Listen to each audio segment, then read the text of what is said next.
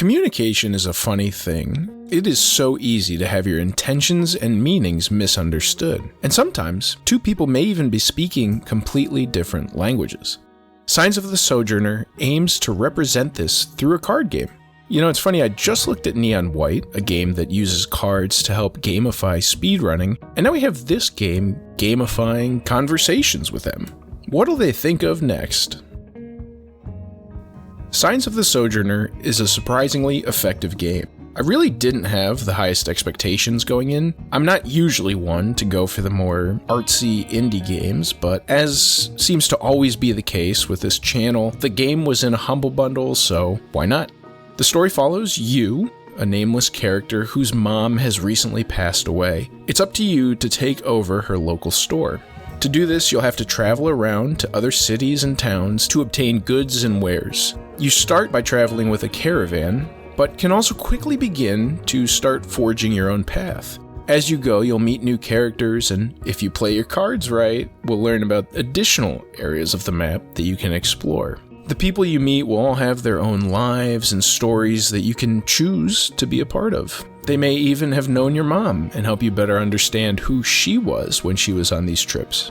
You can't do everything though. The game only allows you to spend 50 days out on the road with each trip, and you take 5 trips over the course of the game. So planning out where you want to go, who you want to see, and what you want to do is key. This game is meant to be replayed, and I think that's a good and a bad thing. On my first playthrough, I absolutely loved the game. I enjoyed the dilemma of making decisions. Do I go to this town to help this person, even though it means I might miss an important event at another town and might not have enough goods to bring home to keep my shop open? Is this other town even worth going to? The cards that they use don't match mine at all. What are the odds I'll even have positive interactions with them? Playing the game naturally and with no previous experience lets you feel the full effect of its intended themes. On subsequent playthroughs though, I feel like you're gonna start optimizing your runs to essentially cover all the content that you miss in prior ones.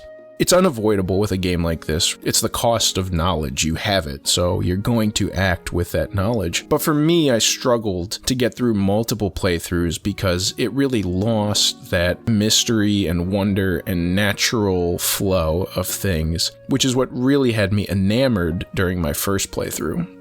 The card game itself that this game uses is fairly simple. Every card has a symbol on its left and its right. You lay them out in a line, and it's up to you and the person you're talking to match symbols. Slowly, there are some new mechanics that get introduced that let you play multiple cards at a time, or even copy a card that your opponent played. But I wouldn't ever call the card gameplay overly complex. It's pretty straightforward. It can feel a little unfair at times when you arrive to a new area with symbols you've never experienced before, or after you've muddled your deck up with a number of symbols, it can be hard to have conversations with anyone. But this unfairness actually makes sense. I think it would be equally unfair if I just went to another country and tried to talk to a stranger in a foreign language. I don't have any grasp of their language, and they might not have a grasp of mine.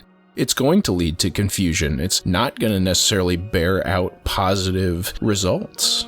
It's most painful, though, in the cases where you've already had positive interactions with people, but then still can't get that conversation over the finish line. And the game almost forces this to happen. As you continue in your travels, every few days you will get an exhaustion card, which is added to your deck and cannot match with any cards. So there are just times where you draw too many exhaustion cards and you don't have anything that's playable. And yes, this is frustration, but it actually matches what your character feels. You've been traveling for a long time, you've been dealing with the harsh realities of living on the road, going to all these different towns, and yeah, you're just fed up. Sometimes we have bad days, sometimes we get snippy, even with our closest friends. And I think that really, again, adds to the point of this game and what it's trying to convey about humanity and how we communicate with each other. As you play through the game, you really do start to appreciate how effectively the game captures and presents human interaction in such an approachable way. You really do feel like a stranger in a strange land, even though your mother is the one who paved the path before you that you are now on. It's one you haven't walked. and there's a ton of on-the-job training. The schedule of the game forces you to make decisions between serving those you've met and yourself. And much like life, you may look back and wish you had made different decisions, or didn't waste time on certain people, but that's just how it goes. Just like in life, you are forged by the connections you make in this game. After every conversation, you have to add one of the cards that they played to your deck while removing a card from your deck. What do you take with you? What do you hold on to? What do you leave behind? If you try to appease everyone and have a deck that can essentially talk to everyone, you will ultimately fail to truly connect with anyone because of that dilution. The game also deals with some pretty serious things in its narrative. The whole core of the inciting incident is the death of your mother. The caravan wants to drop your town off of their route, which would destroy the economics of your town, and more that happens throughout the game.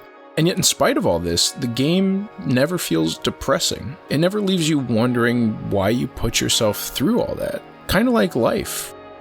With a single run only taking about 4 to 5 hours, this really is a unique experience that I think is worth having.